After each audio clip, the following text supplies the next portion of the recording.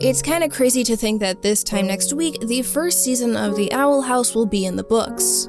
But based on the newest promo that Disney TV Animation released the other day, it definitely seems like Youngblood Old Souls will be a fitting finale for an incredible first season.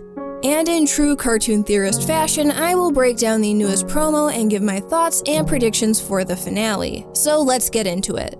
Our first shot is of Luz falling into darkness. Our next few shots are of Ida's transformation into the Owl Beast from Agony of a Witch. But we then cut to someone playing a drum. Based on the uniform, this is a member of the Emperor's Coven.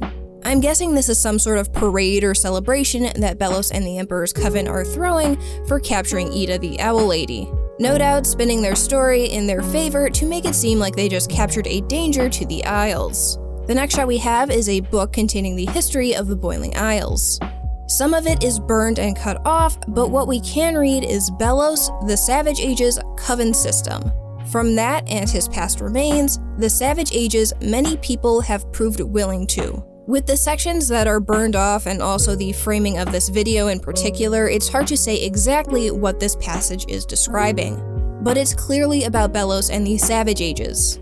And when the episode is actually released, I feel like we'll actually get more info since the episode won't be cropped like this. Our next shot is of Owl Beast Ida in a bubble, likely Lilith based on the color. Based on the background, it seems like Ida has been brought into the Emperor's throne room. So perhaps Belos is going to try and heal Ida's curse, or perhaps Belos and Lilith are talking about their plan going forward involving Ida and the Day of Unity. But we see that Ida is either able to break out of the bubble, which we know is possible from Luz breaking out of it last episode, or Lilith simply drops the spell. We cut to King holding the book that we saw previously. This time we are able to see the title, which is The Unauthorized Boiling Isles History.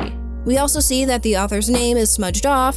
And lastly, we see our final secret symbols at the bottom. These translate to blood, giving us the message: two witches torn apart and now alone, 2 hearts of stone, a curse of feathers and mud, a betrayal of blood. I've said for a while now that this is likely about Ida and Lilith, especially after the big reveal last episode with Lilith cursing her own sister. The betrayal of blood definitely fits. Now the next question that I have with this book is who is the author, because this is giving me flashbacks to Gravity Falls, because I'm also wondering how Ida was able to get this book since it is unauthorized. I mean, I know Ida is a wanted criminal and doesn't always follow the law, but an unauthorized history book definitely seems like something that Belos wouldn't want getting out, because this will likely contain the unaltered history of Belos and not what was preached by Kikimora during the field trip last episode. But I believe Luz and King are going to have a history lesson to better prepare themselves for the fight ahead. And echoing Willow from last episode, King claims that Belos is the most powerful witch alive. We also see that Belos' eyes are glowing blue in this shot, and this might just be a slight difference in the design or animation, but Belos' mask looks a little bit different here than last episode. The eyes of his mask looking a little bit more angled than in Agony of a Witch. In our next shot, we see Luz is carrying the staff with Owlbert. So don't worry guys, Owlbert will be okay, for now at least. And we see that Luz is in fact wearing the witch's wool cape here. Now the interesting thing in this scene is how Belos appears behind Luz. Almost like he's an amalgamation, his body acting like liquid, his head literally turning itself into an upright position. Also based on where Luz's eyes are looking before Belos appears behind her, I'm guessing Belos was originally in front of her and that's what she was looking at. The hallway that they are in is also interesting because we see these statues are covered in what appear to be veins. We already know that there is either a heart or a bile sac in the Emperor's throne room as well as pipes connecting to it. So maybe these veins are connected to that as well. Our next shot is of Luz wearing her witch's wool cape, saying she's going to save Ida. And we can also see that this is from the same promo image that was released. And off to the side here, we see the history book is lying open on the floor. So Luz and King are definitely trying to brush up on their history before setting their plan into motion. We then see Luz and King sneaking around Bonesborough. And we can see that this individual here is looking at some crystal balls. Since we know that crystal balls act like TVs here and the Emperor's Coven is likely throwing a celebration on Ida's capture, I'm sure it's all over the news. It's possible Luz is being brought up in the news, which is why she's sneaking around, or she's just trying to avoid any festivities the Emperor's Coven may be throwing. If the Emperor's Coven wanted Luz, I don't see why Lilith wouldn't capture her along with Ida. Unless Bellows wants Luz captured now because she's seen and knows too much. Our next shot is of Lilith seemingly alone in the throne room. And remember that we still have yet to see this shot from the promo last month, so these two shots are likely in the same scene. Now, Lilith is holding Owlbert and Ida's staff, so Luz will likely be getting Owlbert and the staff back from Lilith. Whether this is through force or Lilith has a change of heart and gives it back to Luz, we'll see. Now, the way this shot is framed, it seems like Bellows is exiting and the doors are closing behind him, leaving Lilith alone in the room.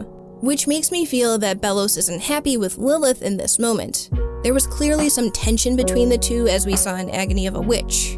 But it seems even with Ida's capture, Bellows is still wishing to see more from Lilith. We get a quick shot of Gus and Willow as well as some other Hexside students, most likely reacting to some sort of news.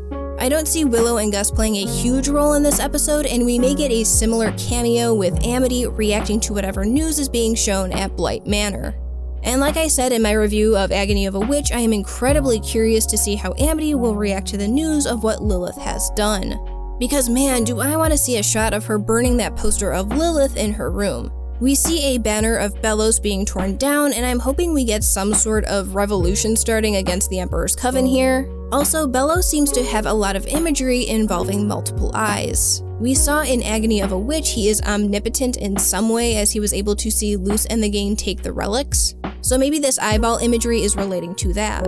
We then see the portal door opening in a room that we actually saw in the promo released last month. This is the same room that Lilith and Luz have their fight in.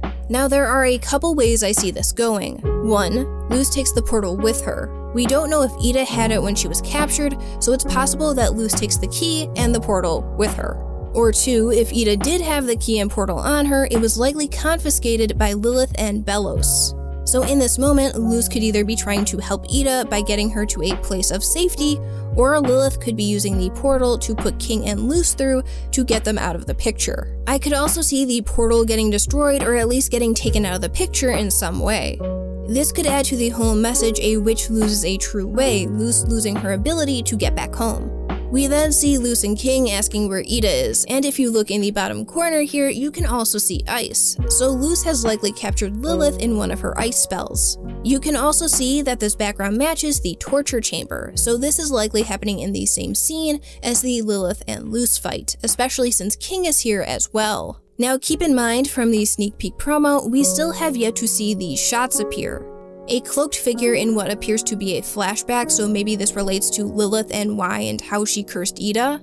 A shot of Warden Wrath, this shot of Kikimora, and this mysterious statue. So these will all be appearing in Youngblood Old Souls as well. But with that, that is my breakdown of the newest Owl House promo and likely the last promo of Season 1. Honestly, it's really crazy to think that we are already near the end of Season 1. But I am so excited to see what's in store for the finale and how the show will leave off as we await Season 2. Thank you so much for watching, I hope you have a fantastic day, and until next time guys, take care.